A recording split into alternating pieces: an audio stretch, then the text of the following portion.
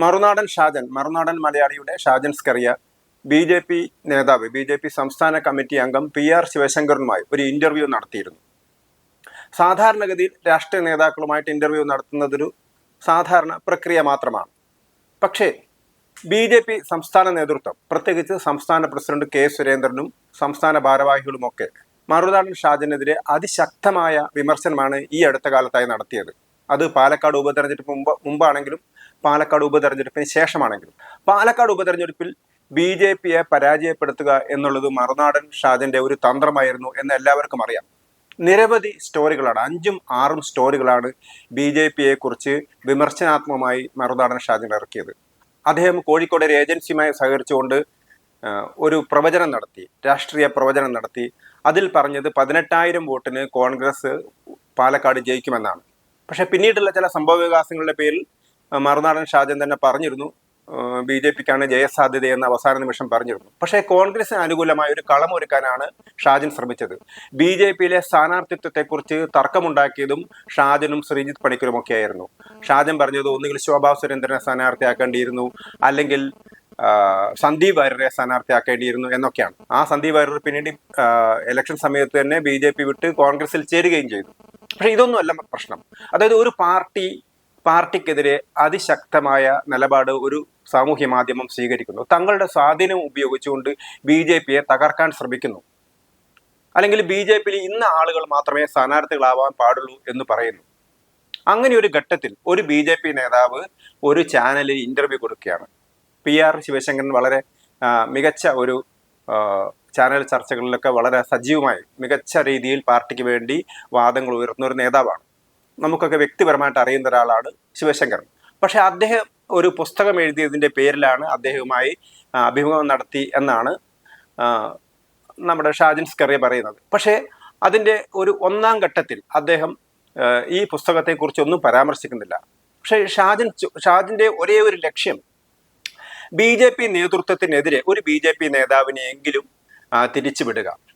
അപ്പോൾ അദ്ദേഹം ഇതുവരെ സപ്പോർട്ട് ചെയ്തിരുന്നത് സന്ദീപ് വാര്യരെയായിരുന്നു. അപ്പോൾ സന്ദീപ് എൻ്റെ സുഹൃത്താണ്, സന്ദീപ് എന്നുമായിട്ട് സംസാരിക്കാറുണ്ട്, സന്ദീപിൻ്റെ നിലപാടുകളെ ന്യായീകരിക്കുകയായിരുന്നു ആദ്യഘട്ടത്തിൽ അദ്ദേഹം ചെയ്തത്. പക്ഷേ സന്ദീപ് പാർട്ടി വിട്ടുപോയി. അപ്പോൾ അതോടുകൂടി ഷാജിൻ്റെ ഒരു പിടി അയഞ്ഞു എന്ന് വേണമെങ്കിൽ തന്നെ പറയാം. കാരണം ബി.ജെ.പിയെ നേരെ കൊണ്ടുവരാനാണ് താൻ ശ്രമിക്കുന്നത് എന്നാണ് ആയിരക്കണക്കിനായിട്ടുള്ള ബി.ജെ.പി. അനുഭാവികളെ തെറ്റിദ്ധരിപ്പിക്കാൻ ഷാജൻ ശ്രമിച്ചത്.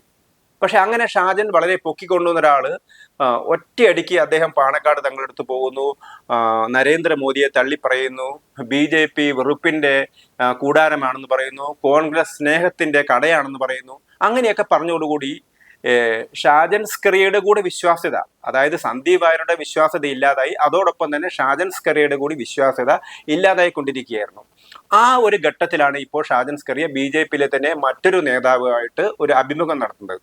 ആ അഭിമുഖത്തിലും ആ പുസ്തകത്തെക്കുറിച്ചൊന്നല്ല ഷാജൻ ചോദിക്കുന്നത് ബി.ജെ.പിയിലെ മികച്ച നേതാക്കന്മാരായ, ജനപിന്തുണയുള്ള നേതാക്കന്മാരായ സന്ദീപ് വാചസ്പതി, ശോഭ സുരേന്ദ്രൻ, പി.ആർ. ശിവശങ്കരൻ എന്നിവരെയൊക്കെ എന്താണ് അവഗണിക്കുന്നത്, അല്ലെങ്കിൽ അവർക്ക് അംഗീകാരം കിട്ടുന്നില്ല എന്നൊക്കെയാണ് അദ്ദേഹം പറയുന്നത്. ആ സമയത്ത് ശിവശങ്കർ ഒരു വ്യക്തി എന്ന നിലയിൽ തൻ്റെ ലാളിത്യം അംഗീകരിച്ചുകൊണ്ട് തന്നെ അദ്ദേഹം പറയുന്നു, എൻ്റെ കാര്യം വിട്ടേക്കൂ, പക്ഷെ മറ്റതൊക്കെ ശരിയാണ് എന്നുള്ള അർത്ഥത്തിലാണ് പറയുന്നത്. ശിവശങ്കറിന് വേണമെങ്കിൽ ചോദിക്കാമായിരുന്നു, ഒരു പാർട്ടി പ്രവർത്തകൻ എന്ന നിലയിൽ ചോദിക്കാമായിരുന്നു. ചാനൽ ചർച്ചകളിൽ പങ്കെടുക്കുന്ന, അല്ലെങ്കിൽ ചാനൽ ചർച്ചകളിൽ സ്ഥിരമായി പങ്കെടുക്കാതെയും ജനബന്ധമുള്ള നിരവധി നേതാക്കന്മാർ ബി.ജെ.പിയിലുണ്ട്. ഇപ്പൊ ബി.ജെ.പി. സംസ്ഥാന പ്രസിഡന്റ് കെ സുരേന്ദ്രൻ ജനബന്ധുള്ള നേതാവാണ്. അദ്ദേഹം 89 വോട്ടിന് മാത്രമാണ് മഞ്ചേശ്വരത്ത് പരാജയപ്പെട്ടത്. അതേപോലെ തന്നെ M.T. രമേശ് ഉണ്ട്. അതേപോലെ തന്നെ ചാനൽ ചർച്ചകൾ നല്ല രീതിയിൽ പെർഫോം ചെയ്യുന്ന ശങ്കുട്ടി ദാസ് ഉണ്ട്, ശ്രീപത്മനാഭനുണ്ട്, ഉല്ലാസ് ബാബു ഉണ്ട്, ബി ഗോപാലകൃഷ്ണനുണ്ട്. അങ്ങനെ ഒട്ടനവധി നേതാക്കന്മാരല്ലേ ബി.ജെ.പിയിൽ, ജനപിന്തുണയുള്ള നേതാക്കന്മാരല്ലേ ബി.ജെ.പിയിൽ. V മുരളീധരനുണ്ട്, P.K. കൃഷ്ണദാസ് ഉണ്ട്, M.T. രമേശ് ഉണ്ട്, നിരവധി നേതാക്കന്മാരല്ലേ ബി.ജെ.പിയിൽ.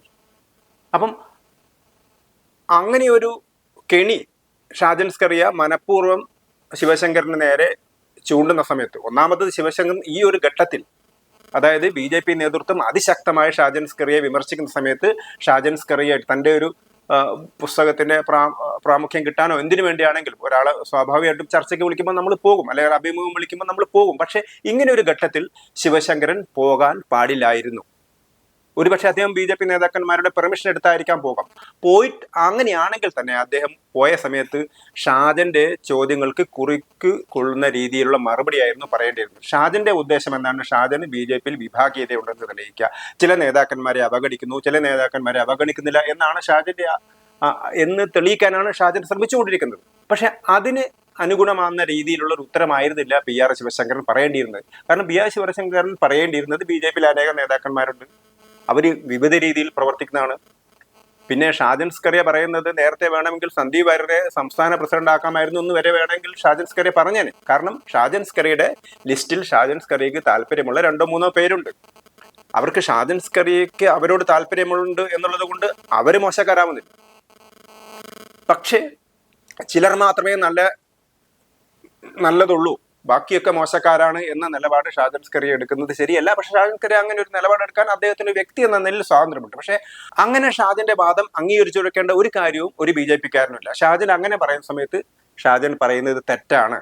എന്റെ കാര്യം പോട്ടെ, ശോഭയും സന്ദീപ് വാചസ്പതിയുമാണ് BJP-യിലെ ഏറ്റവും പ്രമുഖരായ ജനപിന്തുണൽ നേതാക്കൾ, അവരെ അവഗണിക്കുന്നു എന്ന കാര്യം ഒരിക്കലും അംഗീകരിച്ചു കൊടുക്കാൻ പാടില്ലായിരുന്നു. നിരവധി നേതാക്കന്മാർ BJP-ക്കുണ്ട്. പിന്നെ ഒരു ചാനൽ ചർച്ചയിലൂടെ മാത്രമല്ല ഒരു നേതാവായി വരുന്നത്. കാരണം BJP എന്ന് പറയുന്ന സംഘടന വളരെ ചുരുങ്ങിയ ആളുകളിൽ നിന്ന് നിരവധി വർഷങ്ങളിലെ പ്രവർത്തനങ്ങളിലൂടെ, കാരണം BJP 1980-ലാണ് രൂപീകരിക്കുന്നത്. അതിനു മുമ്പ് ജനസംഘം ഉണ്ടായിരുന്നു. അപ്പൊ ആ ജനസംഘം എന്ന പാർട്ടി നിരവധി പ്രക്ഷോഭങ്ങളൊക്കെ ഏറ്റെടുത്തുകൊണ്ടാണ്, ജനകീയ പ്രശ്നങ്ങൾ ഏറ്റെടുത്തുകൊണ്ടാണ് വളർന്നു വന്നത്. അതിൽ ഒരുപാട് നേതാക്കന്മാരുണ്ടായിരുന്നു. ദേവകി അമ്മയെ പോലെയുള്ള ആൾക്കാരുണ്ടായിരുന്നു, O രാജഗോപാലിനെ പോലെ ആൾക്കാരുണ്ടായിരുന്നു, TN ഭരതനെ പോലെയുള്ള ആൾക്കാരുണ്ടായിരുന്നു, രാമൻ പിള്ള ഉണ്ടായിരുന്നു, KG മാരാറുണ്ട്, നിരവധി നേതാക്കന്മാരുണ്ടായിരുന്നു. പല ഘട്ടങ്ങളിൽ അറിയപ്പെടാത്ത ഒരുപാട് ആളുകളുണ്ട്. ഇന്നത്തെ പോലെ സാമൂഹ്യ മാധ്യമങ്ങളും പത്രമാധ്യമങ്ങളിലൊന്നും BJP-ക്ക് അത്ര പ്രാധാന്യം കിട്ടിയിരുന്നില്ല. അപ്പൊ അങ്ങനെ നിരവധി ആളുകളിലൂടെ വളർന്നു വന്ന ഒരു പ്രസ്ഥാനം. അതുപോലെ തന്നെ BJP രൂപീകരിച്ചതിന് ശേഷവും നിരവധി ജനകീയ പ്രക്ഷോഭങ്ങൾ ഉണ്ടായിട്ടുണ്ട്. ദേശീയ തലത്തിൽ ചർച്ച ചെയ്യപ്പെട്ടിരുന്ന പല പ്രശ്നങ്ങളുണ്ടായിരുന്നു. രാജ്യസ്നേഹികളുമായി ബന്ധപ്പെട്ട ഒരുപാട് വിഷയങ്ങളുണ്ട്. അതേപോലെ തന്നെ പൊതു പ്രശ്നങ്ങളുണ്ട്, പ്രാദേശികമായ പ്രശ്നങ്ങളുണ്ട്. അങ്ങനെ നിരവധി പ്രശ്നങ്ങളിലൂടെയും പ്രക്ഷോഭങ്ങളിലൂടെയും ഒക്കെ തന്നെയാണ് നേതാക്കന്മാരായിട്ട് ഉയർന്നു വരുന്നത്. പിന്നെ ചിലർ നല്ല പ്രാസംഗികരായിരിക്കും, അവരെ അംഗീകരിക്കുന്നുണ്ടായിരിക്കാം. അതേപോലെ തന്നെ ചിലർ ചാനൽ ചർച്ചകൾ നന്നായിട്ട് പ്രസന്റ് ചെയ്യുന്നുണ്ടാവും, അവരെ അംഗീകരിക്കുന്നുണ്ടാവും. അപ്പൊ അങ്ങനെ ഒരു വലിയൊരു നേതൃത്വ നിരയാണ് ഒരു പാർട്ടിക്കുള്ളത്. അല്ലാതെ അതിൽ 1-2 പേരെ മാത്രം അവരാണ് കൊള്ളാവുന്നത്. ഷാജൻ സ്കറിയയുടെ അഭിമുഖത്തിൽ പങ്കെടുക്കുന്നത് തന്നെ അദ്ദേഹത്തിന്റെ വാദങ്ങൾ അംഗീകരിക്കുന്നതായിട്ടാണ് ഇപ്പോൾ പരിഗണിക്കപ്പെടുക. ഇനി അഥവാ അങ്ങനെ ഒരു അഭിമുഖത്തിൽ പങ്കെടുത്തിട്ടുണ്ടെങ്കിൽ അദ്ദേഹത്തിന്റെ വാദങ്ങളെ തള്ളിക്കളയുകയായിരുന്നു ചെയ്യേണ്ടിയിരുന്നത്. അതിന് പകരം ഷാജൻ സ്കറിയയെ സംബന്ധിച്ചിടത്തോളം അദ്ദേഹം ഒരു ഇൻസ്ട്രുമെന്റ് ആക്കുന്നത് PR ശിവശങ്കറിനെ ഒരു ഉപകരണമാക്കാനാണ് അദ്ദേഹം ശ്രമിക്കുന്നത്. കാരണം BJP-ക്കകത്ത് എനിക്ക് കുറെ ആളുകളുണ്ട്, ഇവരൊക്കെയാണ് നല്ല ആളുകൾ, BJP-യിലെ മറ്റാളുകളൊക്കെ മോശക്കാരാണ്. കാരണം BJP കേന്ദ്രമൊക്കെ നല്ലതാണ്, നരേന്ദ്രമോദി നല്ലതാണ്, അമിത്ഷാ നല്ലതാണ്, അജിത് ഡോവൽ നല്ലതാണ്, പക്ഷെ ഇവിടുത്തെ ആളുകളാണ് മോശം എന്നാണ് ഷാജൻ വരുത്തി തീർക്കുന്നത്. കാരണം ഷാജന്റെ ഉദ്ദേശം കേരളത്തിൽ ഷാജൻ ഇപ്പൊ മുസ്ലിം വർഗീയതയ്ക്ക് എതിർക്കുന്നുണ്ട്. പക്ഷേ നാളെ UDF അധികാരത്തിൽ വന്നാൽ, കാരണം ഇന്ന് പിണറായി അധികാരത്തിൽ പോകും, നാളെ UDF അധികാരത്തിൽ വന്നാൽ കേരളം എന്തായിരിക്കും? ഇന്ന് നമ്മൾ ബംഗ്ലാദേശിൽ കാണുന്നതിന്റെ ഒരു ചെറു രൂപമായിരിക്കും നാളെ നമ്മൾ കാണാൻ പോകുന്നത്. എല്ലാ രംഗങ്ങളിലും ന്യൂനപക്ഷ വർഗീയത എന്ന് പറഞ്ഞാൽ അതിൽ ക്രിസ്ത്യാനികൾ ഉണ്ടാവില്ല, ന്യൂനപക്ഷ വർഗീയത പിടിമുറുക്കും. അപ്പൊ അതൊരു വേറെ ഒരു പൊളിറ്റിക്കൽ ഇഷ്യൂ ആണ്.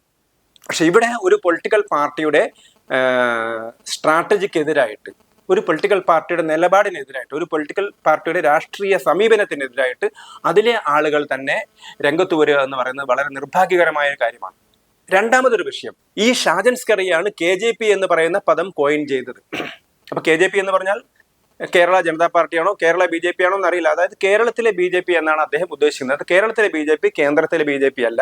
കേരളത്തിലെ BJP എന്ന് പറയുന്നത് ഇവിടെ മാർക്സിസ്റ്റ് പാർട്ടിക്ക് അധികാരത്തിൽ വരാൻ വേണ്ടി വഴിയൊരുക്കുന്ന ആളുകളാണ്. അതുകൊണ്ട് മാർക്സിസ്റ്റ് പാർട്ടിയെ തോൽപ്പിക്കണം എന്നുള്ളതാണ് ഷാജിന്റെ ഒരു ആർഗ്യുമെന്റ്. ഇങ്ങനെ ഒരു ആർഗ്യുമെന്റിന് അനുസൃതമായിട്ട് കുറെ ആളുകളെ രംഗത്ത് കൊണ്ടുവരാൻ കഴിഞ്ഞു എന്നുള്ളതാണ്. ഏതാണ്ട് 328 എത്രയോ പേരാണ് അതിനകത്ത് കമന്റ് ചെയ്തിരിക്കുന്നത്. ആ കമന്റ് ചെയ്തിരിക്കുന്ന ആളുകളെ ഏതാണ്ടൊക്കെ ഷാജൻ സ്കറിയയുടെ വാദങ്ങൾ അംഗീകരിക്കുന്ന ആളാണ്. ഒരുപക്ഷെ മുസ്ലിം തീവ്രവാദികളായ ആളുകളുടെ BJP വിരോധികളായ ആളുകളൊക്കെ പല പേരുകളിലൊക്കെ ഇതിനകത്ത് കമന്റ് ചെയ്യുന്നുണ്ടാവും. പക്ഷെ എന്നാൽ പോലും നേരിട്ട് BJP-യുമായി രാഷ്ട്രീയ പ്രവർത്തനത്തിലോ അല്ലെങ്കിൽ ആക്ടിവിസത്തിലോ ഏർപ്പെടാതെ ബി ജെ പിക്ക് വോട്ട് ചെയ്യുന്ന, ശക്തമായി ബി ജെ പി അനുകൂലിക്കുന്ന പലരെയും സ്വാധീനിക്കാൻ ഷാജൻ സ്കറിയയ്ക്ക് സാധിച്ചിട്ടുണ്ട്. അതുകൊണ്ടാണ് അവർ അഭിമുഖത്തിലൊക്കെ പറയുന്നത്. അപ്പം അവരെ സ്വാധീനിക്കാൻ കഴിയുന്ന, അതാണ് ബി ജെ പി അനുഭാവികളായിട്ടുള്ള ഓൺലൈനിലുള്ള ആരെങ്കിലും ഉണ്ടെങ്കിൽ അവർ മനസ്സിലാക്കേണ്ടത്, നിങ്ങളുടെ തീരുമാനങ്ങളെ സ്വാധീനിക്കാൻ കഴിയുന്ന ഈ ഷാജന് ബി ജെ പിയുടെ ഒരു സംഭവത്തെക്കുറിച്ചും ഒരു ധാരണയില്ല എന്നുള്ളതാണ് അദ്ദേഹത്തിന്റെ ചോദ്യങ്ങൾ തന്നെ നമുക്ക് മനസ്സിലാകുന്നത്. കാരണം വളരെ സ്പഷ്ടമായ രീതിയിലാണ് ശിവശങ്കർ ഉത്തരം പറയുന്നത്. ശിവശങ്കർ RSS എന്താണ്, RSSന്റെ പ്രചാരകൻ എങ്ങനെയാണ് വർക്ക് ചെയ്യുന്നത്, RSSന്റെ സംഘടനാ രീതി എന്താണെന്നൊക്കെ ശിവശങ്കർ നന്നായിട്ട് പറയുന്നുണ്ട്. ABVPയും RSS തമ്മിലുള്ള ബന്ധം എങ്ങനെയാണ്, ABVPയും BJPയും തമ്മിലുള്ള ബന്ധം എങ്ങനെയാണെന്നൊക്കെ ഉള്ളത്. കാരണം ശിവശങ്കർ വളരെ മിടുക്കനായ BJP പ്രവർത്തകരാണ്. 90കളിലേക്ക് ABVPയിലൊക്കെ വളരെ സജീവമായിട്ട് പ്രവർത്തിച്ച ആളാണ്. ദേശീയ തലത്തിലുള്ള ആളുകളൊക്കെ വളരെ നല്ല മിടുക്കനായ പ്രവർത്തകൻ എന്ന് ബാലാപ്തയെ പോലുള്ള ആളുകളൊക്കെ പ്രശംസിച്ച ആളാണ് ശിവശങ്കർ. അങ്ങനെ വളരെ BJPയും RSSനെ കുറിച്ചൊക്കെ നല്ല ധാരണ കൊടുക്കുന്ന രീതിയിലുള്ള പല ഉത്തരങ്ങളാണ് ശിവശങ്കരൻ നൽകുന്നത്. പക്ഷെ ഇതൊന്നും, അപ്പം ഇതിൻ്റെ നമുക്ക് മനസ്സിലാവുന്നത് കേരളത്തിലെ നൂറുകണക്കിന് BJPക്കാരെ സ്വാധീനിക്കാൻ കഴിയുന്ന ഈ ഷാജൻ സ്കറിയയ്ക്ക് ഇതിനെക്കുറിച്ച് ഒരു ധാരണയില്ലെന്നുള്ളതാണ്. അപ്പം ഇങ്ങനെ ഒരു ധാരണയില്ലാത്ത ഒരാൾക്ക് ചില മാതോടാപങ്ങളിലൂടെ മോഡിയെ പ്രകീർത്തിക്കുന്നതിലൂടെ കേരളത്തിലെ BJPക്കാരെ സ്വാധീനിക്കാൻ കഴിയുന്നു എന്നുള്ളതാണ് ഒരു പ്രധാനപ്പെട്ട പ്രശ്നം. അപ്പം അതുകൊണ്ട് കേരളത്തിലെ BJPക്കാർ, നിങ്ങളുടെ പാർട്ടി നന്നാവണമെങ്കിൽ, നിങ്ങളുടെ പാർട്ടി വളരണമെങ്കിൽ കേരളത്തിലെ BJPക്കാർ, അത് സംസ്ഥാന കമ്മിറ്റി അംഗമായാലും വക്താക്കളായാലും സംസ്ഥാന ഭാരവാഹികളായാലും പാർട്ടി ഒരു സ്ട്രാറ്റജി തീരുമാനിച്ച് ആ സ്ട്രാറ്റജിക്ക് അനുസരിച്ച് പോകണം. അല്ലാതെ നാട്ടിൽ വരുന്ന ആളുകളുടെ സ്ട്രാറ്റജിക്ക് അനുസരിച്ച് BJPക്കാർ പോകരുത്. അതുകൊണ്ട് PR ശിവശങ്കറിനെ പോലെയുള്ള ആളുകൾ ഇനിയെങ്കിലും മനസ്സിലാക്കണം, നിങ്ങൾ ഒരു പാർട്ടി ലൈനിൽ തന്നെ നിൽക്കുന്നതാണ് പാർട്ടിക്കകത്ത് നല്ലത്. അല്ലാതെ ഒരു സന്ദീപ് വാര്യരെ പോലെ ആകാൻ ശ്രമിക്കരുത്. ഇങ്ങനെയുള്ള ചാനൽ ചർച്ചകളിൽ ഏത് വാദഭംഗം ഉയർത്തുന്ന ആളുകൾക്ക് ഒറ്റയടിക്ക് പാർട്ടിയെ തള്ളി പറയാൻ പറ്റും. അപ്പം ചാനൽ ചർച്ചയിൽ മികവ് പ്രകടിപ്പിക്കുക എന്നുള്ളത് പാർട്ടിയുടെ ആശയങ്ങൾ നാട്ടുകാരിൽ എത്തിക്കുന്നതിൽ നല്ലൊരു കാര്യം മാത്രമാണ്. പക്ഷെ അതുകൊണ്ട് ആരും സന്ദീപ് വാര്യരെ പോലെ അതപ്പതിക്കാൻ പാടില്ല. കാരണം സന്ദീപ് വാര്യർക്ക് ഒറ്റ നിമിഷങ്ങൾക്കുള്ളിൽ പാണക്കാട് തങ്ങളെ പുകഴ്ത്താനും നരേന്ദ്രമോദിയെ ഇകഴ്ത്താനും ഒക്കെ പറ്റും. അതുകൊണ്ട് BJP ഒരു സ്ട്രാറ്റജി തീരുമാനിച്ചാൽ ആ സ്ട്രാറ്റജിക്ക് അനുസരിച്ച് പ്രവർത്തിക്കുന്നതായിരിക്കണം BJPക്കാർക്ക് നല്ലത് എന്ന് അവരെ ഉപദേശിക്കാനാണ് ഈ അവസരം ഉപയോഗിക്കുന്നത്.